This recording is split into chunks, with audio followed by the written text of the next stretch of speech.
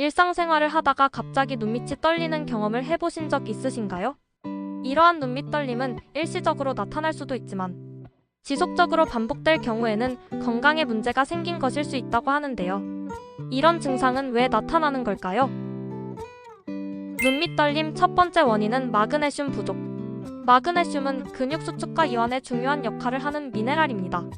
이러한 마그네슘이 부족해지면 근육이 과도하게 수축하거나 경련을 일으킬 수 있습니다. 일반적으로 가벼운 마그네슘 부족은 일시적인 눈밑 떨림을 유발하지만 심한 경우에는 지속적인 떨림이나 안면, 근육 마비 등 더 심각한 증상을 유발할 수 있습니다. 따라서 눈밑 떨림이 지속되거나 악화되는 경우에는 마그네슘 섭취량을 늘리는 것이 도움이 될 수 있습니다. 눈밑 떨림을 생각했을 때 많은 분들이 마그네슘 부족만 떠올리시는데요. 마그네슘 부족으로만 발생하는 것은 아닙니다. 다른 영양소 결핍도 눈밑 떨림을 유발할 수 있어요. 눈밑 떨림 두 번째 원인은 비타민과 철분 부족. 비타민 B12는 신경계 건강에 중요한 역할을 하며 부족하면 신경계에 영향을 미칠 수 있습니다. 이로 인해 눈밑 떨림과 같은 증상이 나타날 수 있습니다. 마찬가지로 철분도 혈액 생성과 산소 공급에 중요한 역할을 하는데 부족해지면 혈액순환이 원활하지 않아 눈밑 떨림을 유발해요. 따라서 눈밑 떨림이 지속된다면 마그네슘뿐만 아니라 이러한 영양소들의 섭취에도 신경 써야 합니다. 눈밑 떨림 세 번째 원인은 스트레스와 피로. 과도한 스트레스와 피로는 신체의 긴장 수준을 높이고 신경계를 자극할 수 있습니다. 이것은 눈 주변의 근육을 불규칙하게 수축시켜 눈밑 떨림을 유발하기도 해요. 스트레스를 많이 받는 상황에 노출되면 눈밑 떨림이 일시적으로 나타나며 이는 충분한 휴식과 안정을 취하면 대부분 자연스럽게 완화되곤 합니다. 눈밑 떨림 네 번째 원인은 신경계 문제.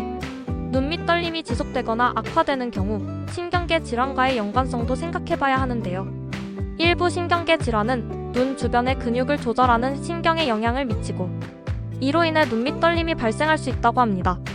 특히 뇌질환, 뇌경색, 뇌출혈 등 뇌 관련 질환 또는 안면신경장애 등은 눈밑 떨림을 유발할 수 있는 대표적인 신경계 질환으로 단순한 마그네슘 부족보다는 보다 심각한 질병의 증상일 수 있으므로 병원 검사나 치료 등 적극적인 대처가 필요합니다.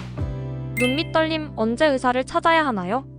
눈밑 떨림이 장기간 지속되거나 빈도가 잦아지는 경우, 떨림 증상이 나타나는 범위가 넓어지거나 다른 부위에도 나타나는 경우, 두통, 어지러움, 메스꺼움, 균형 문제 등 다른 동반 증상이 보이는 경우, 특정 약물을 복용 중 후 눈밑 떨림이 발생한 경우, 만약 눈밑 떨림이 걱정되거나 위의 상황에 해당된다면 병원을 방문해 제대로 된 검사를 받아보는 것을 추천드려요.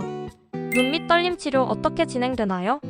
눈밑 떨림이 심해 병원을 방문하게 되면 보통 혈액 검사, 신경학적 검사, 영상 검사 등을 통해 눈밑 떨림의 원인을 파악하고 그에 따라 적절한 치료를 진행하게 됩니다. 만약 눈밑 떨림이 뇌질환이나 신경계 질환과 관련된 것으로 판단되면 약물 치료나 수술 등의 전문적인 치료가 필요할 수 있으며 떨림을 줄이는 데 도움을 줄 수 있는 항경련제나 근육 이완제와 같은 약물이 사용되기도 해요. 스트레스나 불안이 원인인 경우 항불안제나 진정제를 처방받기도 합니다.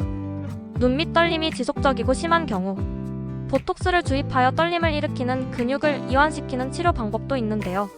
이 방법은 효과는 좋지만 지속적인 효과를 위해서 주기적인 시술이 필요해 충분히 고민해보고 하는 것을 추천드려요. 오늘은 이렇게 눈밑 떨림에 대해 자세히 알아보았습니다. 알려드린 내용 참고하셔서 눈밑 떨림 예방을 위해 노력해보세요. 구독과 좋아요는 사랑입니다.